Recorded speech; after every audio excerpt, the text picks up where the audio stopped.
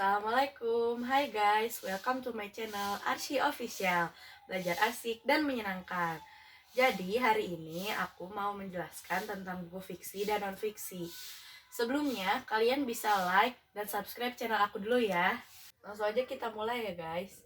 Yang pertama ada buku fiksi.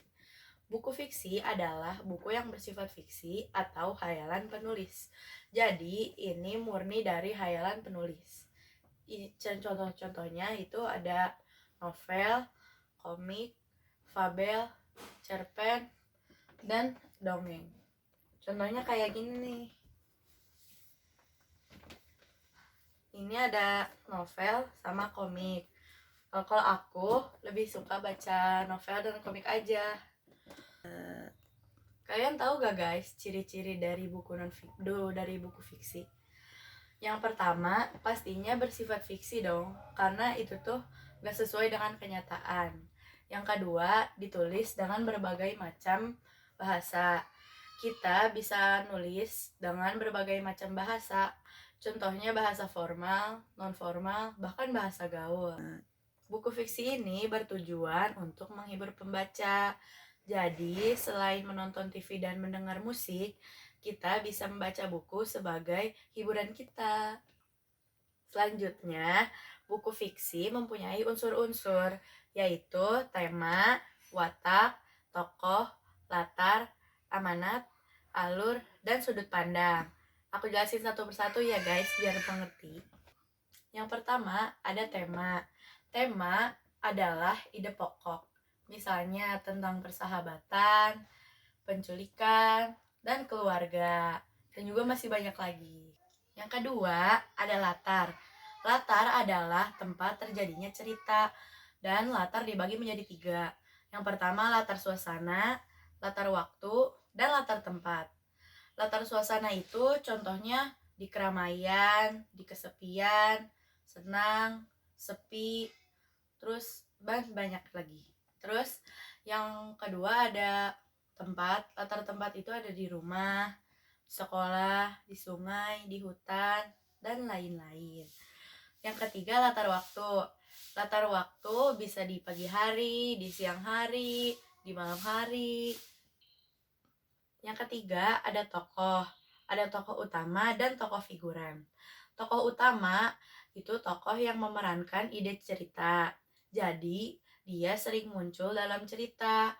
Kalau tokoh figuran itu hanya sebagai tokoh pelengkap saja. Yang keempat, ada watak. Watak adalah sifat dalam tokoh cerita. Yang watak dibagi menjadi 3. Yang pertama ada protagonis, antagonis, dan tritagonis. Antagonis adalah tokoh yang bersifat jahat. Kalau protagonis, tokoh yang bersifat baik. Kalau tritagonis berperan sebagai kedua-duanya. Jadi, pemeran utama bisa berperan sebagai tritagonis sesuai dengan alur cerita. Yang kelima, ada alur. Alur adalah jalannya sebuah cerita. Yang pertama, contohnya itu ada alur mundur, dan alur campuran. Alur maju menceritakan tentang masa sekarang dan masa depan. Kalau alur mundur menceritakan tentang masa lalu. Kalau alur campuran menceritakan tentang masa lalu, masa sekarang, dan masa depan. Yang keenam, ada amanat. Amanat adalah pesan yang disampaikan dari penulis ke pembaca. Jadi, meskipun buku ini fiksi, tapi tetap mempunyai pesan moral yang disampaikan dari penulis. Yang ketujuh, ada sudut pandang. Sudut pandang dibagi menjadi 2. Sudut pandang orang pertama dan sudut pandang orang ketiga. Sudut pandang orang pertama disebut juga dengan akuan. Cerita itu menceritakan tentang kehidupan penulis itu sendiri. Kalau sudut pandang orang ketiga disebut juga dengan diaan. Jadi penulis itu menceritakan tentang kehidupan orang lain. Bisa menceritakan 1 orang, 2 orang, bahkan banyak orang. Contohnya ini guys. Jadi ini ada buku, judulnya Love Basket. Ini tuh novel, menceritakan tentang persahabatan para pemain basket. Aku rasa kalian udah paham ya guys dengan penjelasan aku tadi. Kalau ada yang kurang jelas bisa ditanyakan di kolom komentar ya. Selanjutnya, buku non-fiksi. Buku non-fiksi adalah buku yang berdasarkan fakta dan riset penulis. Contohnya ada ensiklopedia, biografi, buku pelajaran, dan lain-lain. Ciri-ciri buku non-fiksi yang pertama pastinya berdasarkan fakta, karena telah melakukan riset dan benar terjadi di kehidupan nyata. Yang kedua, menggunakan bahasa denotatif. Menggunakan bahasa denotatif maksudnya menggunakan bahasa yang baku, formal, tidak terbelit-belit, dan mudah dipahami. Buku non-fiksi bertujuan untuk memberi informasi kepada pembaca. Jadi, dengan membaca buku ini bisa menambah wawasan kita. Unsur buku non-fiksi ada 6. Ada cover buku, rincian bab, judul, isi, cara penyajian, dan bahasa. Aku jelasin satu persatu lagi ya guys. Yang pertama, cover buku. Cover buku adalah tampilan dari buku. Biasanya meliputi judul, nama penerbit, tahun terbit, dan nama penulis. Gambar ilustrasi. Biasanya cover buku menggunakan kertas yang lebih tebal agar kuat dan menarik perhatian pembaca. Yang kedua, rincian bab. Rincian bab adalah subbab dari awal sampai akhir. Biasanya membahas tentang yang lebih mudah dulu, baru yang lebih sulit. Yang ketiga ada judul. Judul biasanya terdapat di cover buku dan di masing-masing bab. Contohnya kayak gini nih guys. Kalau di cover buku biasanya menggunakan huruf kapital dan ukurannya besar. Nah, ini juga nih ada judul lagi di bab 1. Udah sampai sini udah ngerti kan guys? Kalau udah ngerti, sekarang kita lanjut ke nomor 4, isi. Isi adalah bahasan dari buku tersebut. Contohnya kayak gini guys. Buku prakarya. Ini tuh ada daftar isinya, jadi tuh kita bisa tahu buku ini tuh ngebahas tentang apa aja.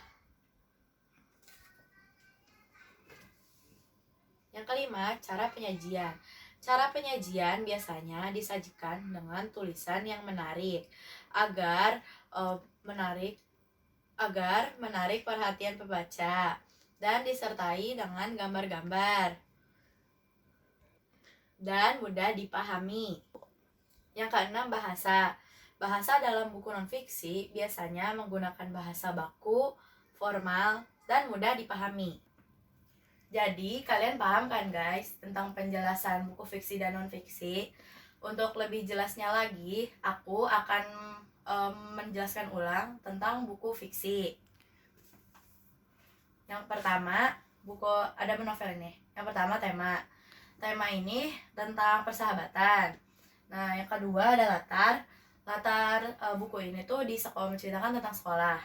Nah, yang ketiga ada tokoh. Di sini itu ada tokoh yang bernama Vira dan Vira itu berperan sebagai peran utama dan Vira mempunyai sahabat-sahabat yang berperan sebagai figuran. Nah, yang keempat ada watak. Watak Vira di sini itu berperan sebagai tritagonis karena memerankan antagonis dan protagonis. Yang kelima alur. Alur cerita ini maju dan mundur, berarti campuran. Terus abis itu 6 amanat. Amanat dari penulis untuk pembaca adalah agar selalu menjaga persahabatan. Yang ketujuh, buku ini menggunakan sudut pandang orang ketiga karena penulis menceritakan tentang orang lain, bukan kehidupan penulis itu sendiri. Untuk buku non-fiksi, aku rasa kalian udah paham kan guys? Karena unsurnya lebih sedikit dan mudah dipahami. Kayak gini nih guys. Yang pertama nih ada cover buku. Cover buku tuh ini. Nah, yang kedua ada rincian bab. Rincian bab. Ada dari bab 1, bab 2, bab 3, dan selanjutnya. Nah, yang ketiga ada judul. Ini judulnya prakarya. Nah, yang keempat ada isi. Isinya itu ini menggunakan bahasa yang formal tapi mudah dipahami.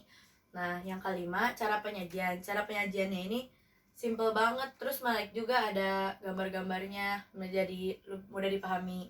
Terus yang keenam, itu Pak menggunakan bahasa yang formal. Jadi nggak terbelit-belit dan mudah dipahami juga. Sekian penjelasan dari aku. Jangan lupa like, comment, and subscribe. Thanks for watching. Wassalamualaikum warahmatullahi wabarakatuh.